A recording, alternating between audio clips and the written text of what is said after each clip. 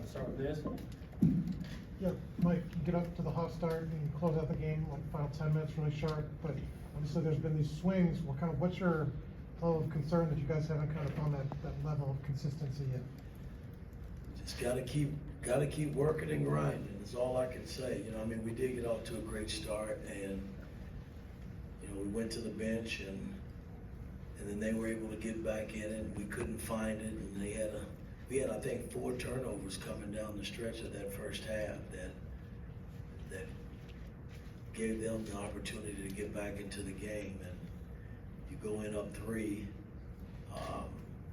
you know, you got to give them credit because again we controlled it early, but we let it slip away. And these are growing pains, man. We gotta just, when you get a team down, you gotta just keep stepping and building, and we just didn't do that early on.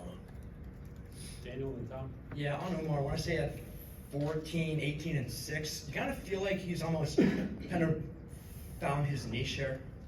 Well, I mean, I'm pleased with his play. You know, this is really the first time Ballo in his career has been featured, and I mean, he's such a big load, and you know, we had the size advantage tonight, and I thought we took advantage of it, especially in that stretch where I think they went like 6 minutes without even scoring, so our defense was pretty good, and then, you know, we were able to, you know, get the ball inside the Ballo and Malik to make plays.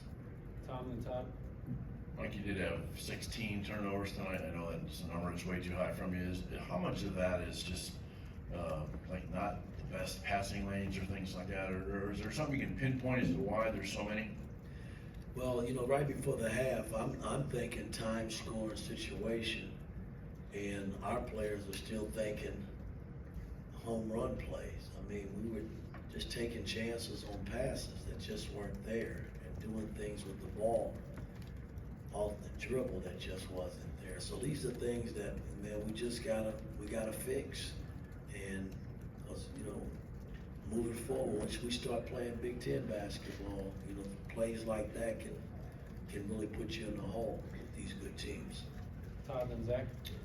Mike, good defensive performance tonight in terms of shooting percentage. Where does this game fit in terms of the path towards creating a defensive identity for this team? We still got work to do, man. I mean, you know, even though they went 6 minutes without scoring the ball, you know, they still had good looks, and the looks came on our inability to not switch correctly. You know, I mean, we screwed up so many switches tonight, I thought.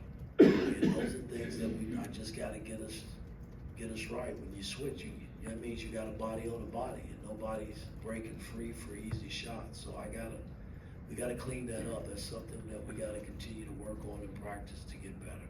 Zach and then Luke. Miles Rice had 3 turnovers to 1 assist tonight. You talked about the turnover struggles. How much of that falls on his shoulders? Well, again, his all came right before the half. And, you know, when you got the ball in your hand, you got to make better decisions. And I didn't think he did that right before the half. And that was the difference in them cutting the lead and we going in at up 3 at halftime. Lou and Seth. On Ball, we mentioned, you know, his big load.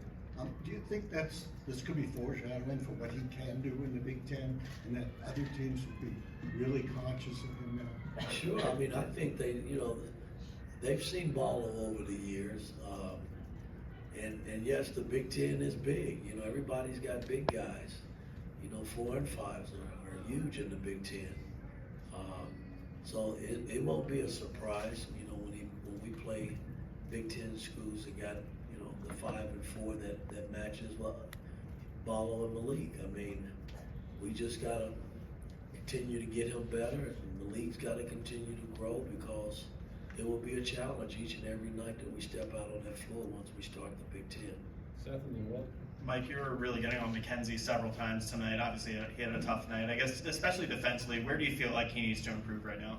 Well, again, listen, it wasn't just McKenzie. I mean, our perimeter play from a defensive standpoint, even though we got them to miss shots, I look at the big picture, man, in terms of, you know, how the ball is being moved, and if we're switching, are we switching correctly?